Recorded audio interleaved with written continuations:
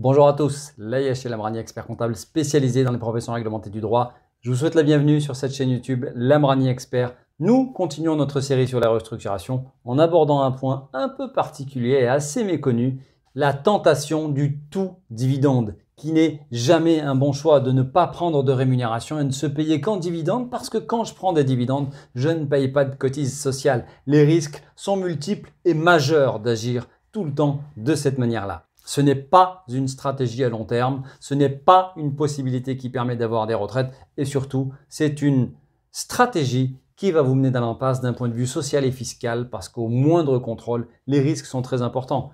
Évoquons-les.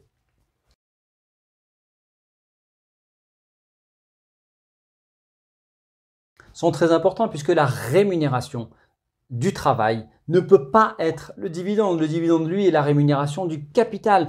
Vous savez qu'il existe une requalification possible par les organismes sociaux qui est la rémunération anormalement basse par rapport d'une part aux performances de la structure de laquelle on est associé et aux rémunérations moyennes du secteur d'activité. Donc, il existe ce souci à éviter qui est la rémunération anormalement basse. Imaginez pas de rémunération du tout. Le risque est là clairement établi. On peut même se faire poursuivre pour travail dissimulé puisque l'on travaille et l'on ne se rémunère pas.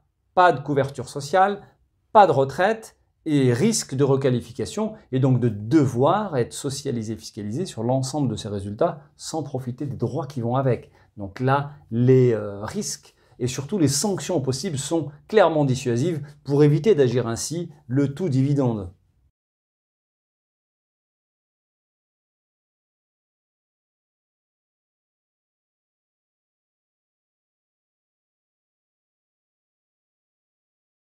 L'inconvénient de la CELAS, le fait de payer plus de cotisations. J'ai reçu il n'y a pas très longtemps une associée qui voulait créer sa CELAS. Donc je suis toujours disposé à créer n'importe quelle structure que l'on me demande, que ce soit une CELAR, une CELAS, une SAS ou une SARL, une structure holding. Nous sommes outillés pour créer tout type de société. Nous en avons créé des dizaines. Mais il m'intéresse toujours de savoir les raisons qui amènent à tel ou tel statut. Et donc là, je reçois cette associée et je lui dis pourquoi elle a choisi la CELAS. Et elle me dit parce que je ne vais pas payer de CAVOM. Je lui dis bah si, vous allez en payer parce que je vais mieux être couverte. Donc je lui ai expliqué que la nuance de couverture était relativement faible, que c'était quasiment la même couverture sociale. Par contre, ça allait coûter beaucoup plus cher.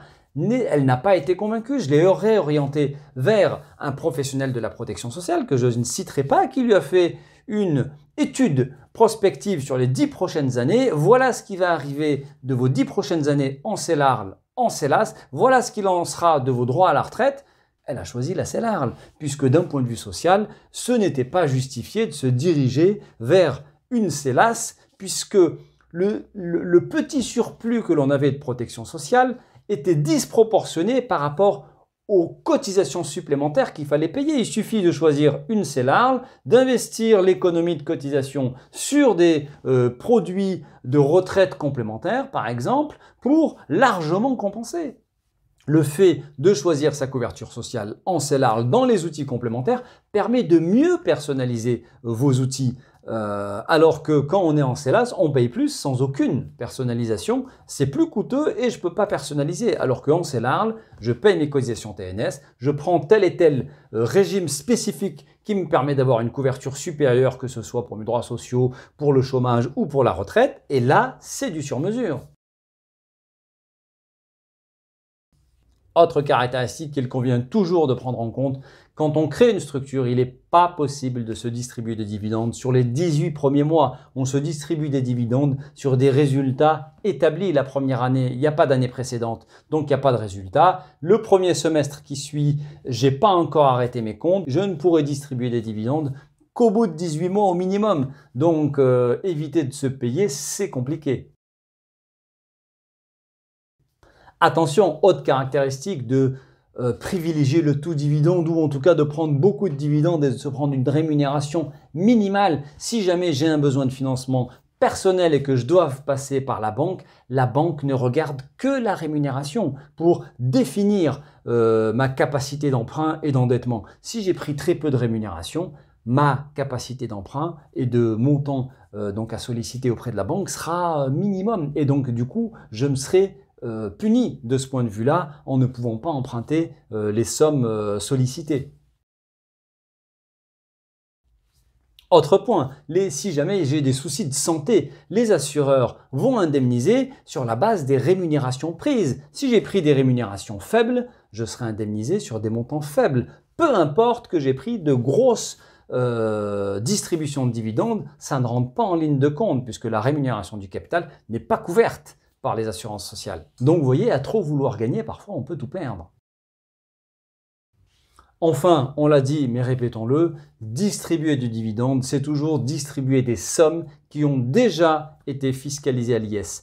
Quand je distribue des sommes qui ont été fiscalisées à l'IS à 15%, ça peut être intéressant et comme de toute façon c'est une somme minimale, ça peut rentrer dans le cadre des 10% couvertes quand je suis en CELARL, sur lesquels 10% du capital sur lesquels je ne paye pas de dividendes. Par contre, quand je distribue des sommes qui ont été soumises à 28% déjà, plus les prélèvements sociaux à 17,2%, les sommes à verser en cotise et en impôts peuvent rapidement s'accumuler et rendre finalement le tout assez équilibré, voire parfois pénalisant par rapport à de la rémunération. La distribution de dividendes, même en CELAS, ne procure pas un avantage systématique d'un point de vue net dans la poche par rapport à une rémunération de gérance en CELARL.